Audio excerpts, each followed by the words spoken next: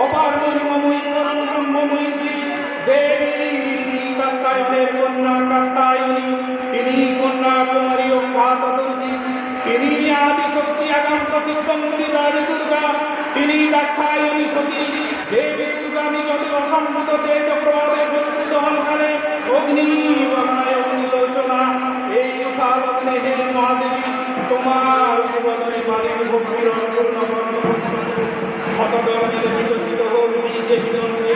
হে অমৃত জ্যোতি, তোমার আবির্ভাবে ধরণী হোক প্রাণময়ী।